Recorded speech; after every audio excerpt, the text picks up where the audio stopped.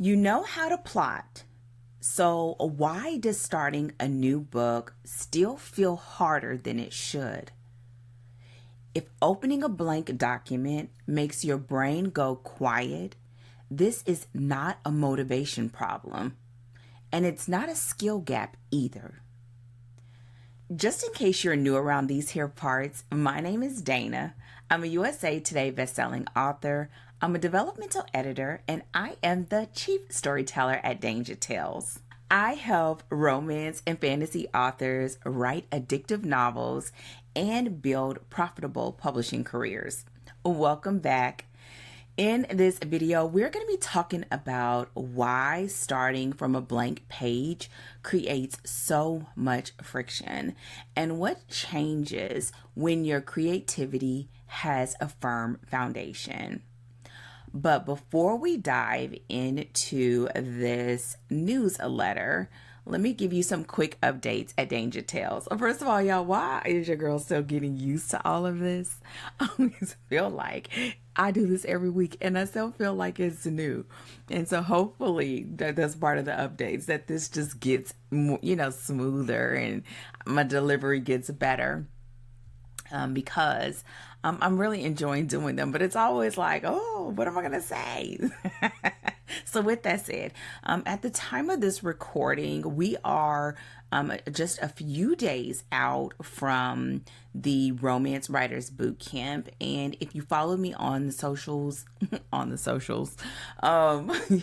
you'll know that this is our second official boot camp. We had one last year, and I actually was reminded by a client the other day that we had one, oh my gosh, probably about 5 or 6 years ago. And so this upcoming boot camp, we will be going through the 4-act structure, and the participants will be plotting a romance novel this week. And I'm excited. I'm always a little bit nervous because I think in preparation, you just want to make sure all the things work and you're ready and the students are ready and the materials are ready and the replays are ready, all the tech stuff. But other than that, like, your girl's ready. Like put me in, coach. I'm ready to do it and help people hopefully plot their novel and have a skeleton outline of their novel and feel really confident about moving into the next stages of plotting and then into writing. And so I'm really excited about that. Also, at the time of this recording, I am building in public, which is another reason why I'm so aware of the fact that I'm still getting used to the camera, which I always still think is odd because I do a lot of recording, but I think knowing it's going up like this makes me feel like, And so I'm building in public, and what I'm doing is I am working on the first draft of my addictive romance blueprint book. And I'm saying the first draft, I have several versions of it, but it's the first final draft of it. I'm pulling together chapters. I'm writing new chapters. This week I worked on the outline. And so it's going to be a whole thing. It's all about the process that I use for plotting romances and what I teach, our 4-act structure, and what those moments are that really can help you to lock in on your romance outline. And so I'm writing it, and it's only been a week and it's already challenging me.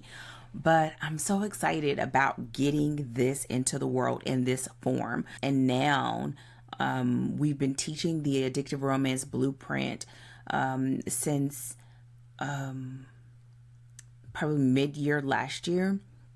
And then we released a beta version of the program in the fall of last year.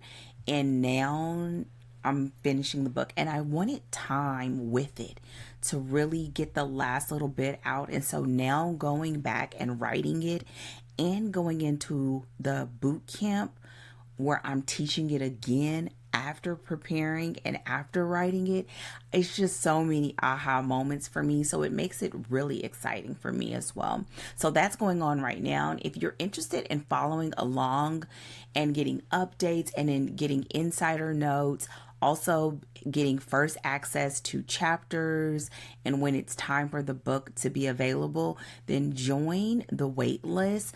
I will have the details in the description. One of the big takeaways that I've already had is thinking through and experiencing what it's like to leave your comfort zone.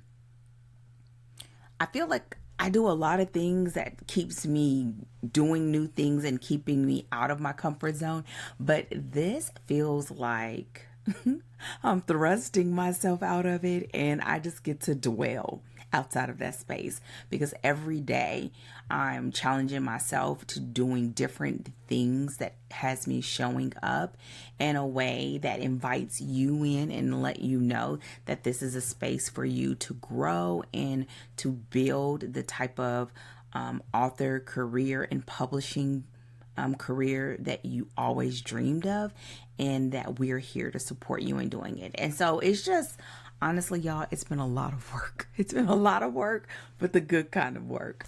One final reminder before we jump into this, before I start reading this week's newsletter, is to remind you that this is a chatty video and I'm going to read this week's newsletter and I'll be adding in my commentary along the way. You always get my corny jokes for free. And so if this is like not your style of video or you're not feeling this, I invite you to go over to the website and make sure that you join my newsletter. Or if you already have the newsletter, check your inbox for the newsletter that was sent on February 7th, 2026. All right, so let's get it. Okay, this issue's subject line is "You know how to plot, so why does it feel like this?" The pre-header is "Even experienced writers hesitate when there's no container." This all, like I'm coming out again hot, this all came from a conversation at the end of our sprint one day. In DTW, we have sprints Monday through Thursday from 5 a.m. Central Standard Time to 7 a.m. And the last 15 minutes is for questions, reflection. We kind of talk about what's coming up. And one of the things that came up was about how much I love using templates. And I know that there are a lot of writers that clutch their pearls. So before we get into the rest of this, remember, we listen and don't judge. That is one of my favorite things from social media. We listen and don't judge. But I love templates. I love templates. I love templates. I love structure. And this just points directly to why I was a professional plotter for so long, because I absolutely love it. And I was called upon to adapt structure to so many different genres that it just made me fall in love with it over and over again. But it also was a huge challenge to adapt what I know about story and to go from one day writing a romance to writing YA to writing sci-fi to writing a shapeshifter to writing a sweet romance. Like, I could ping pong like that from day to day for months and years at a time. And I really had to create a structure so that when it was time for me to do that I wasn't like a deer staring in headlights. And that took me a while, but when I got it, I got it. And I tell my students and clients that I literally have a template and a structure that I have written hundreds of novels with and I have taught from, so that there have been thousands of stories that stand on this foundation that I'm talking about today. And I used to honestly feel like a little like, I don't want to say squeamish, but I used to didn't share that because I think a lot of people do judge that in writing. But I think it also bumps up against the thoughts of whether writing is a gift or is it a skill? Is it something that you have to already know, or is it something that you have to learn? And I would say that for someone like me, I like to make it so that I can eliminate as much decision making as humanly possible so that I can reserve that bandwidth for the juicy parts, for the parts that I absolutely love diving into, for the parts that are my jam. Because I don't want plot holes and I don't want issues, but I also don't want to be rethinking, second guessing every single book, every single project. That's not a good time. Okay. So that is the inspiration behind this issue of the newsletter. It's like, okay, clients come to me saying, well, I know how to plot. I've done this before. But then I am realizing when I look at their story, yeah, you've done this before. But the reason why you're having issues with plot holes, or you're having issues with connecting with your readers, or you're having issues with read through is because even though you've done it before, there's some areas in your plotting that need some structural reconfiguring. and there's nothing wrong with that. Once we know, now we can go in and do something about it.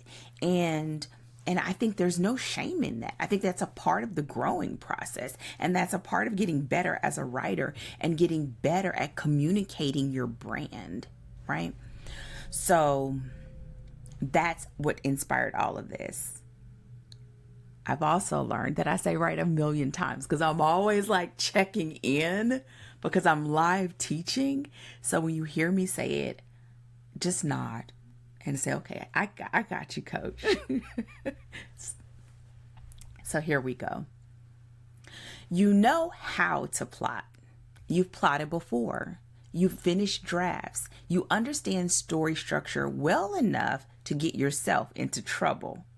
And yet, every time you start a new project, it feels heavier than it should. You sit down, you open the document, and your brain just goes quiet. Not in a peaceful, creative way. In a where do I even start way. I feel like this moment was necessary because I also see that when I start talking about plot, people check out. Oh, I've done that before. Okay, let's get to the next part. Especially when I'm teaching and we're building. Oh, I've done that before. So when they have to sit through, they're like, oh no, here she goes again. Then they'll say, wait a minute, wait, do that again? And you've missed all the other part because you checked out. And you got to go back to the replay. And so this can happen even if you've plotted 1,000,000 times. And new writers or people who are writers and have decided to embark on the journey of writing a novel think it's just them. It's not. We all have this, and it's okay, because now we realize when you know better, you have the opportunity to do better. And I can already hear your gears grinding, because it sounds like a setup. This sounds like a setup. When I say this and you read this, this sounds like I'm setting you up, okay? But it's not. It's just a pattern I see over and over again with smart, capable writers. Most of my clients have plotted multiple books long before we work together. They know what they're doing, and still they feel stuck. This is usually the moment where I say, plotting is the answer. Cue the eye roll, cue the quiet skepticism, cue a few people quietly exiting stage right. Even though this is my laugh. But a handful of writers pause. They don't agree yet, but they stay. And if you're listening to this, that is you. That you pause. Everyone's like, what's this woman talking about? And you may not fully agree, or you might. And if you do, welcome to the club. But if you don't, I got you, boo. That you stay to see, okay, what is she talking about? Because every time they start from a blank page, something feels off. And they can't quite explain why. So let's pause here for a second. Because if you've ever stared at a blank page and thought, I should know how to do this by now, this is for you. I think we've been blaming the wrong thing. And this is the intro of this week's newsletter. Whenever people tell me I'm not a plotter, on the inside, I laugh. I'm not judging, I laugh. Because I believe everyone's a plotter. Period. Full stop. No caveat. Nothing in the parenthetical. Okay, maybe. But I think we've been blaming the wrong thing. And in this newsletter, I wanted to talk about it, that there's nothing wrong with having a template or beats or a structure to be an undercurrent in the foundation beneath your writing experience. And let's get into this. So what usually comes up, I usually start probing at the structure level. At least one of the following questions always make an appearance. I don't want to write by formula, but won't this make it generic? I've never needed a template before. And I'm going to hard pause for a second. When I say template, I think there are actual templates that are chapter by chapter templates, that there are structural templates that are like beat sheets. If you think Save the Cat, if you think Heroic Journey, I think of that as a template. It's a structural template. So any one of those, you can slot it in here. I like them all, but you can slot them in here. And I'll continue. And the one I hear most often and is never said out loud is, shouldn't I be able to figure this out on my own by now? And this is the part that hits me right here. Because this question, if you are a writer that writes often, or if you are a writer who you are what people like to call a prolific writer, or you're a writer that you are frequently writing and publishing, this question can sort of be the seed of doubt. And this question and this aching and this something is off feeling leads to many people walking away from the thing that they love. All because you're trying to reinvent something when you don't have to. Okay, I'm getting ahead of myself. Okay, let's get back to it. Y'all, it does. It bothers me so much. Okay, so I'm going to keep going. So, shouldn't I be able to figure this out on my own by now? I'm not here to argue with those questions. They make sense. And we find ourselves at what seems like an impasse. You want creative freedom. You want to spend your energy on the parts of writing that light you up. You want to trust your decisions while drafting. You want stamina. You want your creativity to feel expansive, not frantic. That's not asking too much. That's the whole point. And I want that for you too. But what actually is happening instead, okay? Here's the part we don't usually name. Most writers aren't lacking creativity. They're burning it too early. Let that settle in. You're not lacking in creativity and ideas and possibility. The reality is you are burning through it. I wish I knew this study. I like reading these things, but I don't always document them. I sort of like let them marinate and sort of sink into my understanding of creativity. But the reality is like that we have so many decisions that we make in the day. And when you burn through them, you burn through them. And so starting from a blank page means holding the entire story in your head. Making structural decisions in real time, relying on instinct for things that could be pre-decided, spending energy before the story has room to deepen. That's not a discipline issue. It's a bandwidth issue. And when we miss that, we turn it inward. So when we miss that, it's not you. It's the fact that you are not thinking about these decisions ahead of time. So when you sit down and say, okay, how am I going to start this story? You're forcing yourself to make this decision. All right, now I'm going to start the story this way. Okay, where is this going to happen? Listen, if you are writing a 100,000 word novel, this would drive you to drink. I'm sorry. Maybe not drive you to drink. Drive you insane. It'll drive you cocoa for Cocoa Puffs. Okay. It would do all of the things because you would find yourself in a hamster wheel.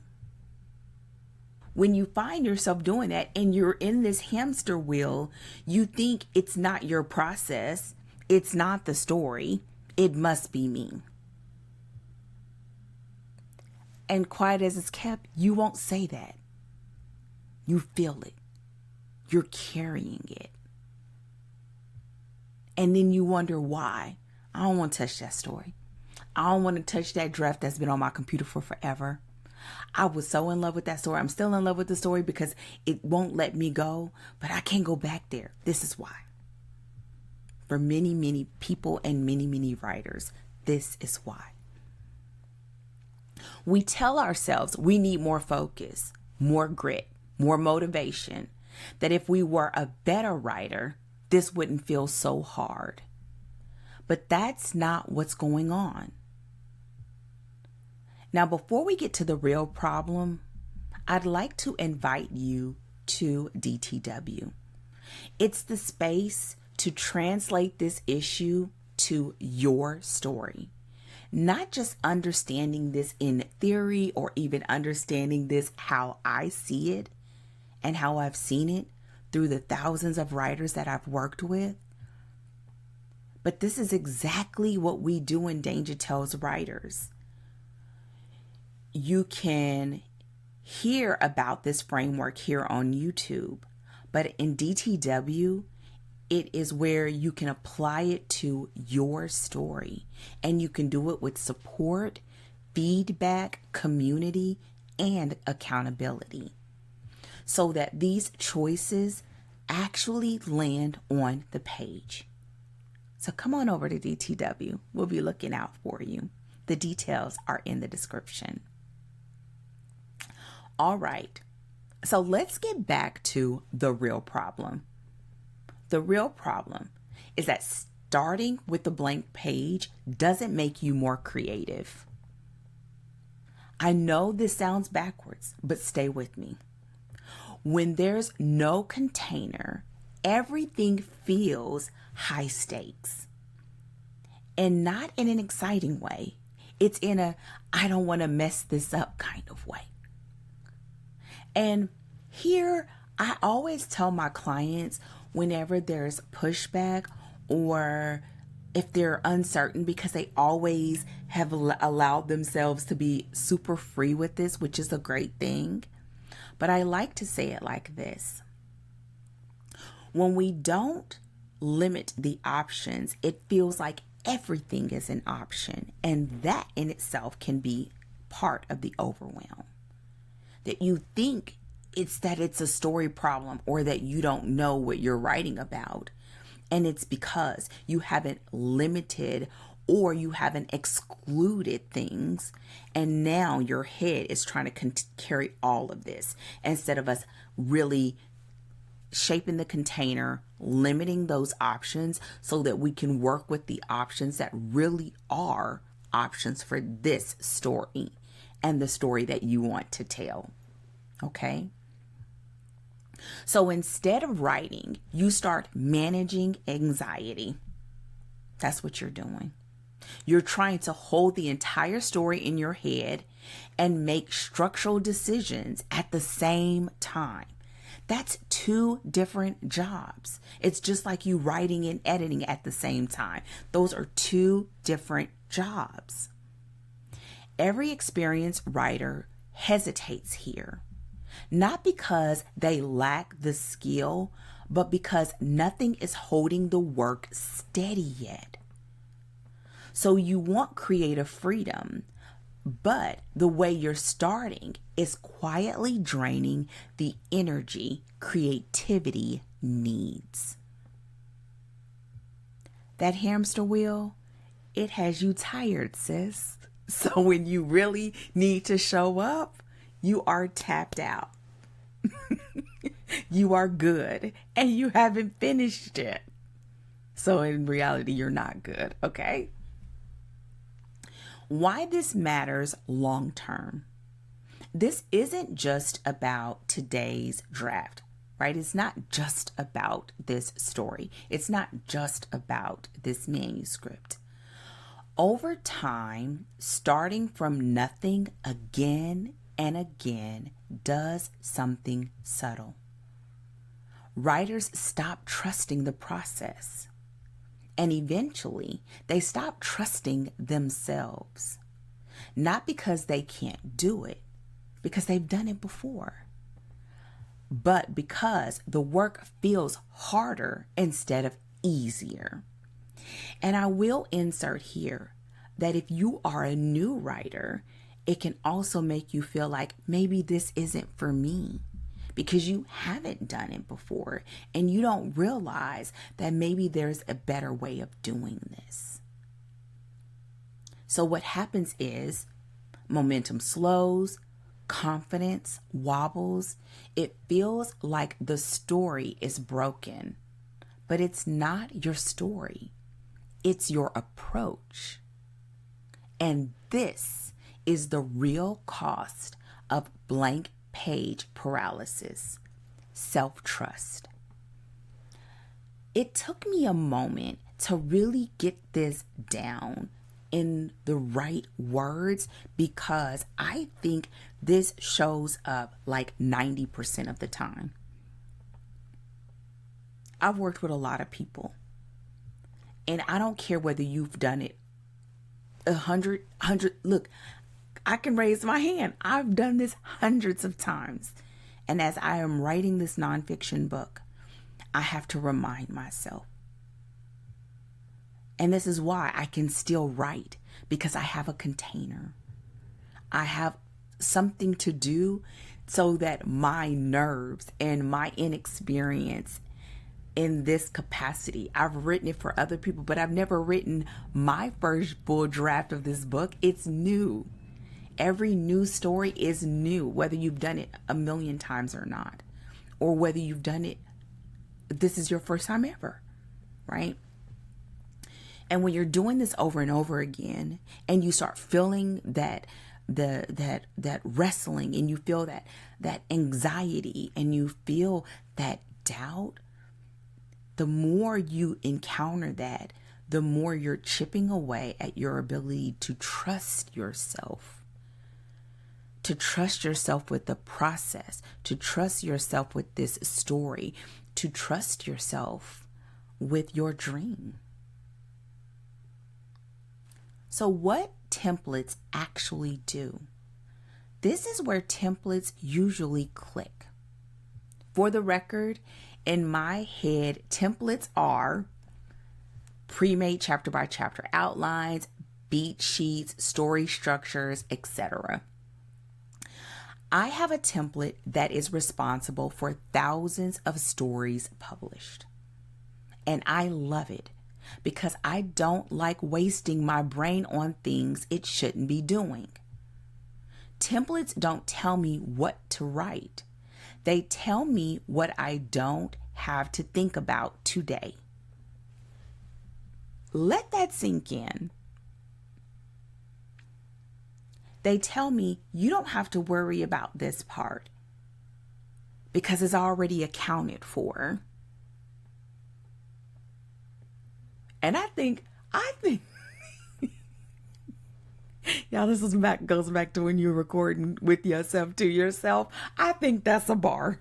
I think that's a mic drop moment. When the structure is already there, I'm not making 100 decisions while trying to write. I can focus on the scene in front of me. I'm not thinking about everything. I can just focus on what I'm writing right now. And that is such a freeing feeling. Templates don't control creativity. They give it somewhere safe to land. When you know that you already have your foundation and your support beams or your skeleton is intact, it makes it so that you can freely move. You can freely throw in plot twists. You can freely do all these other things because your structure is locked and loaded.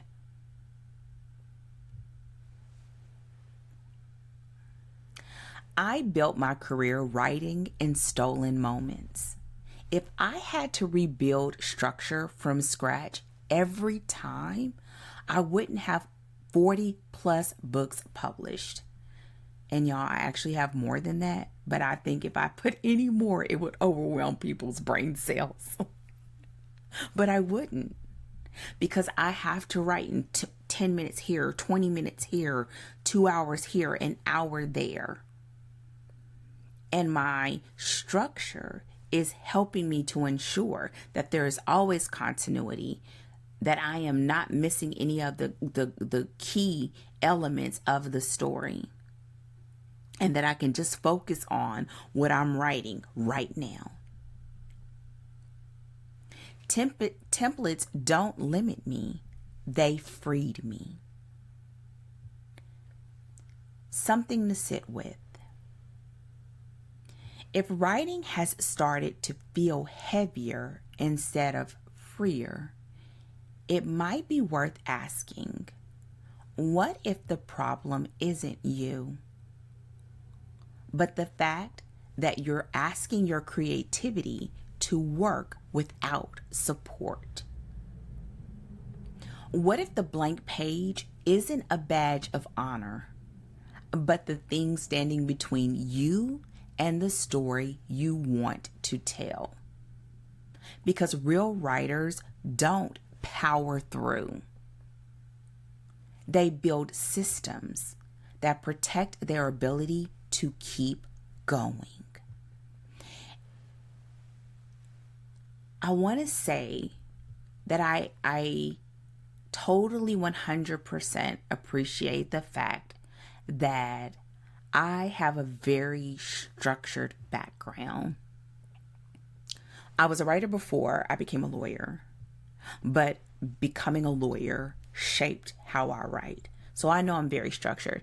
I have a lot of clients that are like engineers or whatever that absolutely love the way that I work. I'm very process oriented. But I also believe that being process oriented can free the very creative person too. The person that loves having those impromptu dance breaks. And that it does something that your future self will be extremely grateful for later. And so, this is this week's newsletter. If this landed for you, I'd love to hear about it. Drop in the comments and tell me, have you noticed how starting from nothing changes the way you show up on the page, even when you know better? Like, you know better. Okay. All right. Your girl is out. I will see you in the next one, or inside of DTW. At the time of this recording, and this is on February 7th, you can still sign up for the Romance Writers Boot Camp. If this is after the time, don't forget to sign up for the wait list when we have another boot camp coming up so that you can be in the know. If you're also a part of our newsletter or on my list, you will get notified as well. Okay? So, thank you so much for spending this time with me. I know you have a million things pulling at you. So it means a lot that you chose to be here. I'll see you sooner than later. Take care. And as always, happy writing. Goodbye.